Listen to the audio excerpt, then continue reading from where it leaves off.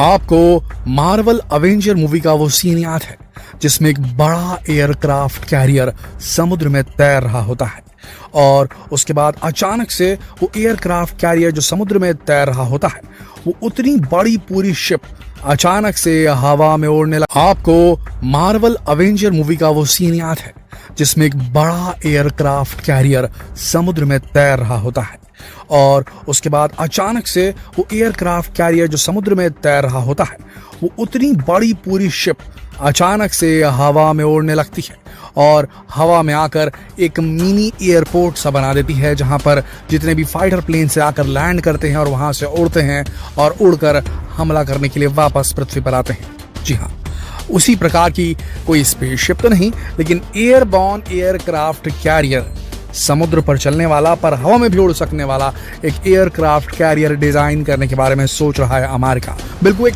Science fiction movie की तरह इस एयरबॉर्न एयरक्राफ्ट कैरियर को डिजाइन किया जा रहा है और आने वाले समय में हो सकता है कि अमेरिका इसे बनाने वाला पहला नेशन बन जाए। और क्या है फायदा इसका, क्या है ये एयरक्राफ्ट कैरियर, इन सारी बातों को तफसील से पूरी डिटेल से विस्तृत रूप में जानकारी प्राप्त करेंगे हम इस वीडियो के अंदर। जो फाइटर एरोप्लेन्स होते हैं ना, फाइटर एयरक्राफ्ट जो होते हैं आर्मी वाले, एयरफोर्स वाले, किसी भी देश के हो, उनके अंदर फ्यूल रखने की क्षमता एक सीमित मात्रा में होती है। जिस प्रकार से हाई स्पीड चलने वाली बाइक्स में, हाई स्पीड चलने वाली फॉर्मूला 1 रेसिंग कार्स में पेट्रोल और ईंधन का जो माइलेज होता है वो बेहद कम होता है क्योंकि बहुत तेजी से सफर करते हैं, बहुत तेजी से ये इंजन इनके ऑपरेट करते हैं। कैपेसिटी बहुत ज़्यादा होती है, बहुत ज़्यादा फ्यूल जलाते हैं, इसलिए जितना भी बड़ा फ्यूल टैंक रखो इनकी कैपेसिटी जो है वो कम ही पड़ने वाली है।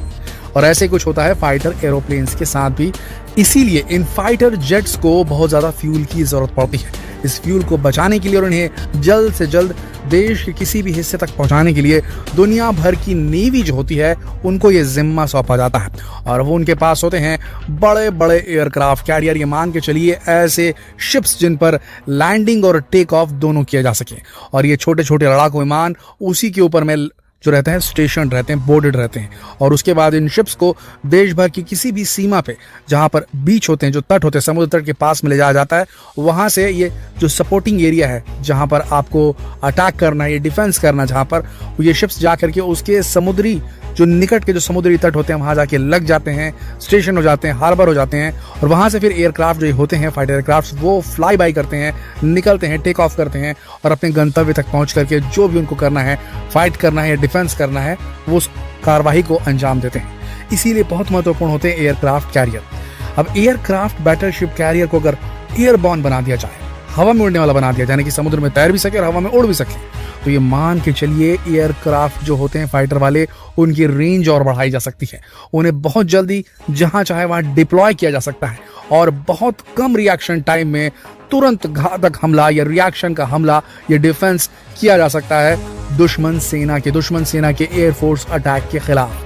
इसमें इस टेक्नोलॉजी में सबसे आगे बढ़ चुका है अमेरिका। वैसे इस टेक्नोलॉजी के ऊपर में अमेरिका बहुत साल पहले से ही काम कर रहा है। आपको बता दें, बोइंग 747 जो विमान है उसका एक बड़ा फॉर्मेट और बनाया गया था और इसे एयरबॉर्न एयरक्राफ्ट कैरियर के तहत इस्तेमाल किया गया था। एक बहुत ही विशाल कमर्शियल और कार्गो जहाज है 747 बोइंग का। इसे जंबो जेट या क्वीन ऑफ स्काई भी कहा जाता है। यह अब तक बनाए गए जहाजों में विशाल आकार वाला पहला जहाज था। लेकिन 1973 में 1973 के समय से ही यूएस एयरफोर्स इस कमर्शियल एयरलाइन के प्लेन को एयरबॉर्न एयरक्राफ्ट कैरियर यानी कि हवाई जहाज, फाइटर हवाई जहाज वाहक की तरह इस्तेमाल करने पर विचार कर रही थी, क्योंकि इस तरह से बहुत ही कम समय में किसी भी जगह पहुंचना संभव था पूरे फाइटर प्लेन्स के बेड़े को लेकर। वैसे तो नेवी के एयरक्राफ्ट कैरियर यानी कि समुद्र में जो ऑपरेट करती नेवी, उसके शिप्स जो होते हैं, उनके एयरक्राफ्ट कैरियर दुनिया के किसी भी समुद्री सीमा तक पहुंचने में सक्षम थे। लेकिन एयरबॉर्न एयरक्राफ्ट कैरियर की मदद से जमीन पर भी दुर्गम इलाकों तक फाइटर प्लेन को भेजना संभव हो सकता था और बोइंग 747 इस काम के लिए एकदम परफेक्ट था। ये न केवल फाइटर एस्कॉर्ट्स को डिप्लॉय और रिकवर कर सकता था बल्कि उनमें फ्यूल भरने में भी सक्षम था। ये जहाज एक बार में 883,000 पाउंड का पेलोड ले जा सकता है। इसके अलावा ये एक बार में अपने अंदर 10 यूनिक फाइटर जेट्स, जिन्हें माइक्रो फाइटर कहा जाता है, उन्हें भी होल्ड कर सकता है, जिसमें हर फाइटर जेट के साथ के कन्वेयर सिस्टम जुड़े होते हैं और इसमें 2 लॉन्च बेस भी हैं जहां से फाइटर जेट्स को लॉन्च भी किया जा सकता है। तो ये हो गई भाई बात पास्ट की। आने वाले समय में एयरबॉर्न बड़े बड़े एयरक्राफ्ट कैरियर बनाए जाएंगे और उससे हर देश फायदा उठाएगा, तुरंत रिएक्शन टाइम मिलेगा, जल्दी जल्दी जो फाइटर जेट्स हैं उनको डिप्लॉय किया जा सकेगा।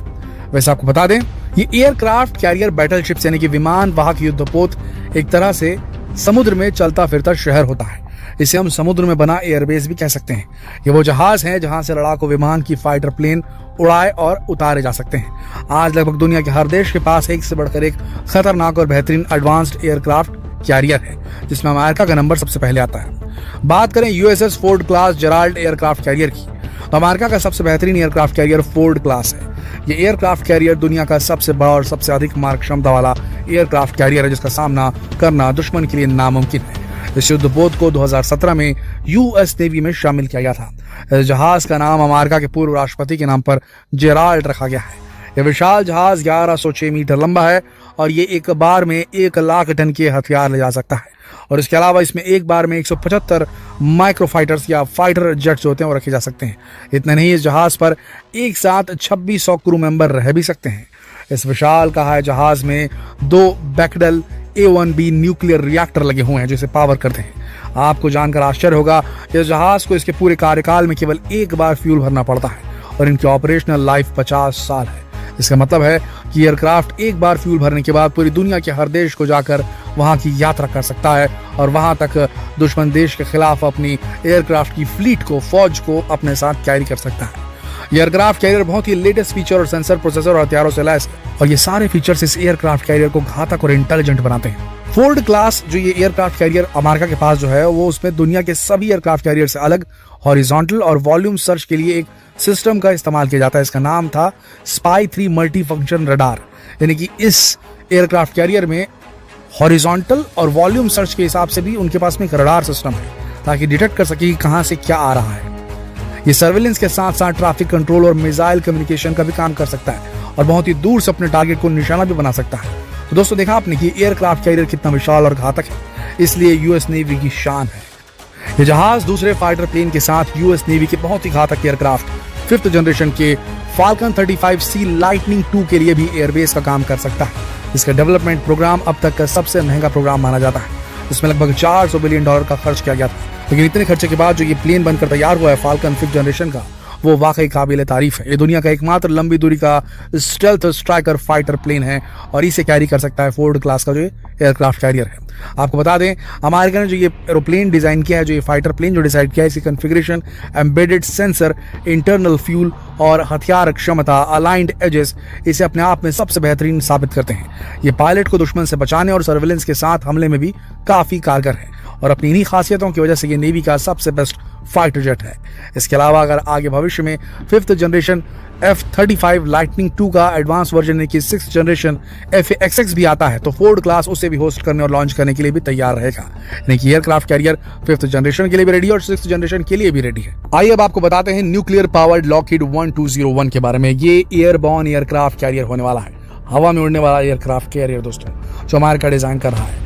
इस एयरक्राफ्ट कैरियर का वजन 5265 टन है। यह जहाज एक 14 मंजिला बिल्डिंग जितना लंबा होगा। इस एयरक्राफ्ट का साइज इतना विशाल होगा, इसलिए इसे उड़ाने के लिए इसका विंग स्पैन 1120 फीट का बनाया गया है और इसका फ्यूसिलाज 560 फीट का है। और आपको जानकर आश्चर्य होगा कि यह लंबाई 2.5 बोइंग 747 के बराबर है और इस एयरक्राफ्ट में केवल 4 विशालकाय फैंस का इस्तेमाल किया गया है। यह आम जेट फ्यूल की मदद से 16,000 फीट की ऑल्टीट्यूड तक उड़ान भर सकता है और क्योंकि ये एक न्यूक्लियर पावर्ड जहाज है, इसलिए इस ऊंचाई के बाद न्यूक्लियर इंजन चालू हो जाते हैं। इसकी मदद से CL-1201 जो कि एक nuclear power Lockheed aircraft carrier है, वो मैक 0.8 पर, मैक जो होता है ये एक स्पीड होती है, मैक 5 सबसे तेज होती है, ये मैक 0.8 की स्पीड पर 30,000 फीट से अधिक की ऊंचाई पर उड़ान भर सकता है ये एयरक्राफ्ट कैरियर और ये 40 दिनों तक बिना फ्यूल के भी काम कर सकता है।